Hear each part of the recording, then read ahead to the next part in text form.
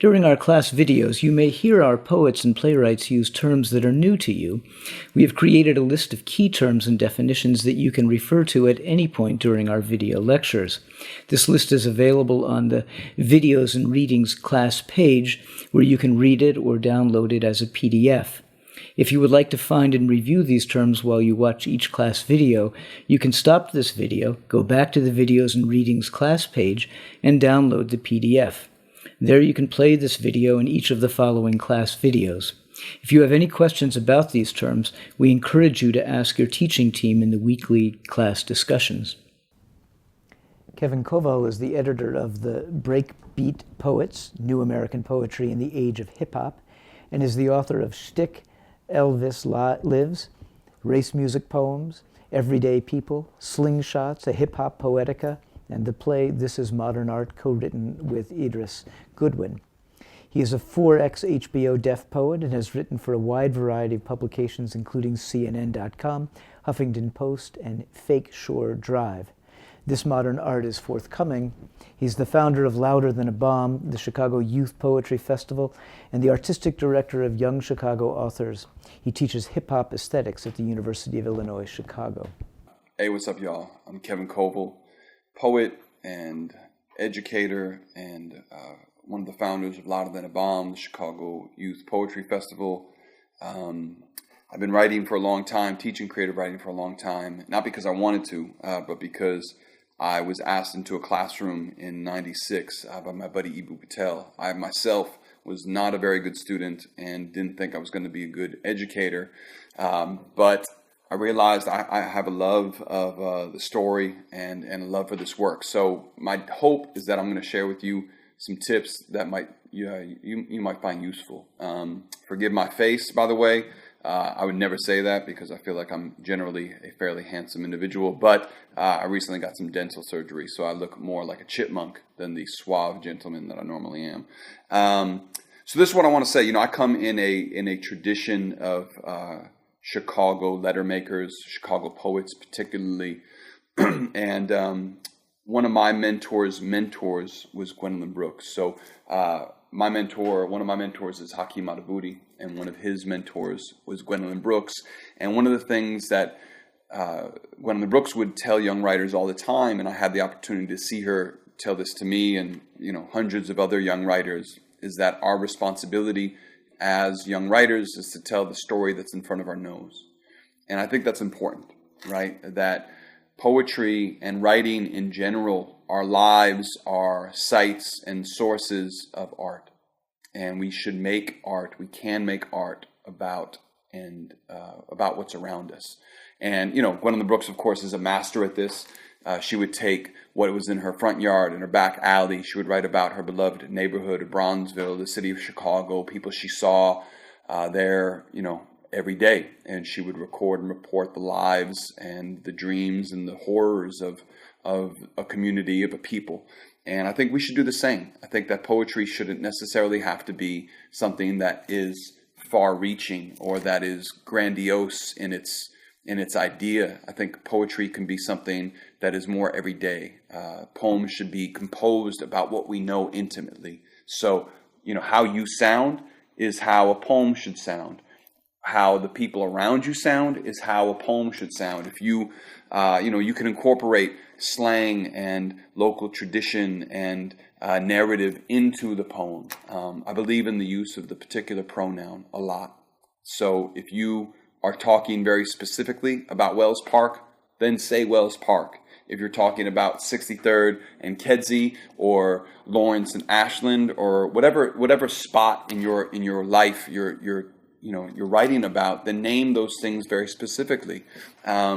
I think that the world around us is rich. I think that if we don't do the work of telling our stories, of recording, representing our history, then inevitably somebody else will do it. And we know how history gets written. It gets written by the victors. And as we've seen, those who have access to capital and, Eurocentric white supremacist views of history are those histories that are reported, that are recorded. And so I think the poem and the narratives that exist in our own lives are really important sites and sources to do this work. Some of my favorite rappers, Mos Def and Talib Kweli, talk about their work and their practices being real life documentarians. And so this idea that the worlds that we inhabit around us can be sites for this work, I think is essential.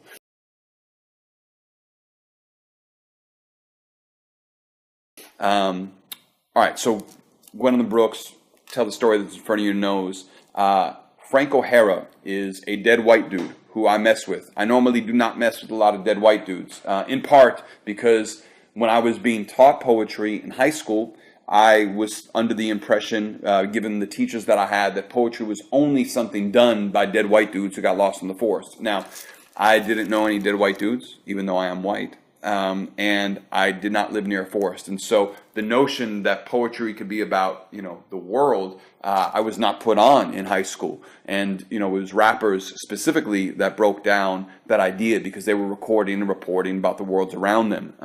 When Grandmaster Flash's The Message in 1982 dropped and, Melly Mel talked about the South Bronx and a deindustrializing neighborhood, don't push me because I'm close to the edge. I'm trying not to lose my head, which is a haiku, by the way. That I was like, that's fascinating. That's very interesting. It's not only the emotion of what is occurring in such a place, but it's the thick description about what's happening in that place. So hip hop, of course, broke for me that notion that that poetry was only done by dead white dudes who got lost in the forest. Frank O'Hara is a dead white dude. I don't think he got lost in too many forests. He did write really beautiful poems about his life.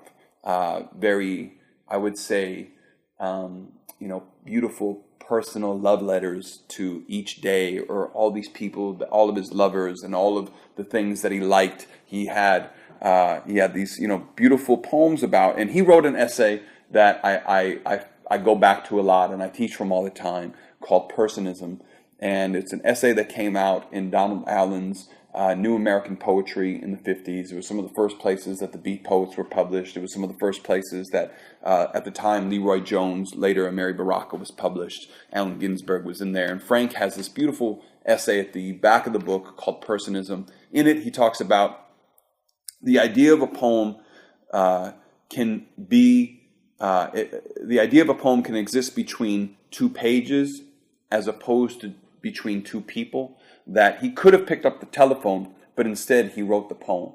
And so for me, what I garner from this is that, a poem could be something that's very intimate, that how we talk to one another can also populate the language of a poem. Sometimes I think we get lost in metaphor, that we want to be very clever because we're very smart, and we want to do these extended metaphors that are like metaphors on top of metaphors, and it gets very confusing and convoluted, as opposed to just saying what we really mean.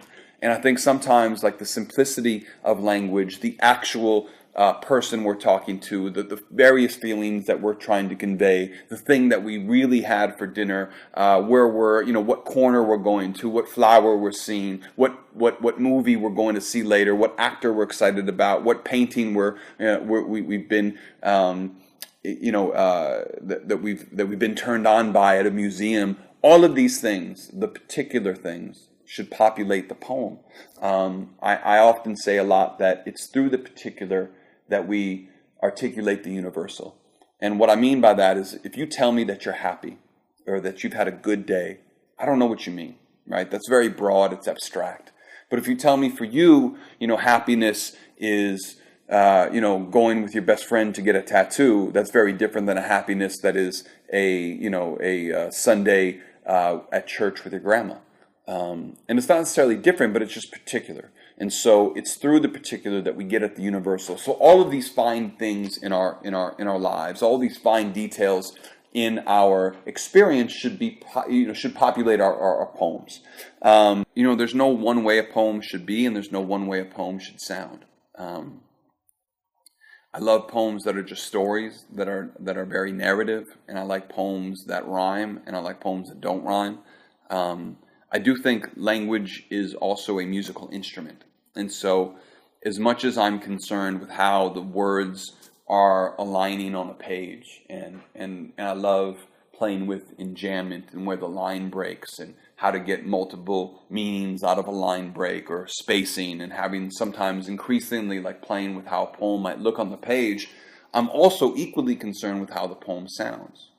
Poetry is, one of the most ancient of arts, and it has historically been an oral art. It's one of a way for a community to keep a history by singing the songs of its tribe. And so the way that the poem sounds and the way language works is to also delight in its assonance and its consonants, to be concerned perhaps with anaphora and the repetition of words that might clue the listener into what's in between. Similar to how a chorus might work on a pop song, a poem can work in similar ways.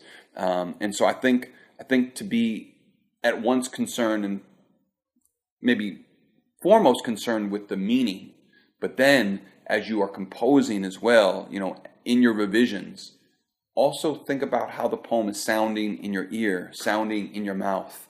Poems should be read and they should be heard. And I think great poems do the work of being read well and understood on the page, as well as also delighting the ear. And I think that they're equally important.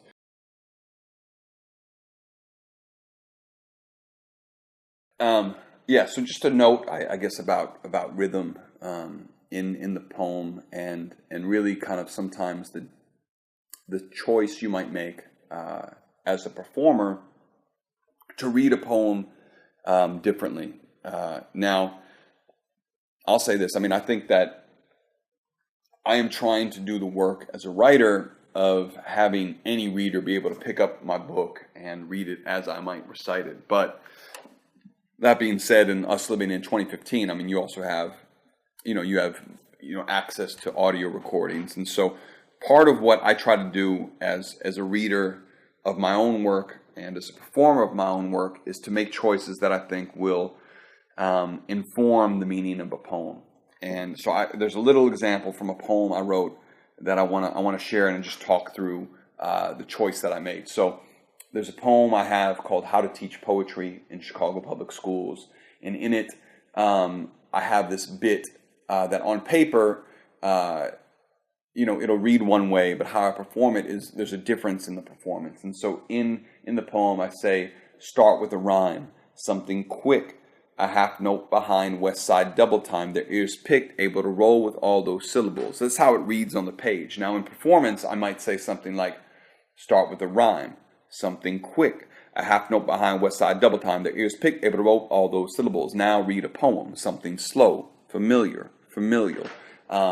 And I do that quickness in order to also, enliven the rhythm of the poem, but also to emphasize the style of rhyming in Chicago that we are accustomed to hearing. So, the innovation of, Twista and Do or Die and Psychodrama and Crucial Conflicts, Double Time, that was also popularized by the crew from Cleveland, Bone Thugs and Harmony. Like that idea of rhyming very quickly is something that is also indigenous to Chicago. And so in my poem, I wanted to get at that. Now, double time on the page is interesting in terms of a transliteration. And so I might, on the page, try to put that language closer together.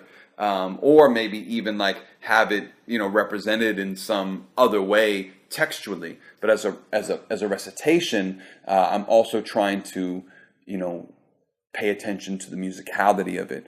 And those are choices you make as a performer. I think that you get more and more comfortable every time you recite a poem. And for me, I have that poem memorized just because I've done it so much that it's become part of my practice. And every time I say it, I hope I'm saying it better and better, in part because that is also the practice. And I've learned sometimes I'll edit through recitation where there's something that doesn't sound right in a poem. And so it allows me to take something out, cut out a word, cut out a line, an idea that just is falling flat in recitation. Even if it's just in my room to myself or to an audience, it's also a site to edit. For me, I think the poem has to work on the page and it has to work in the ear. And if it isn't working in both places, then there's some editing that needs to occur.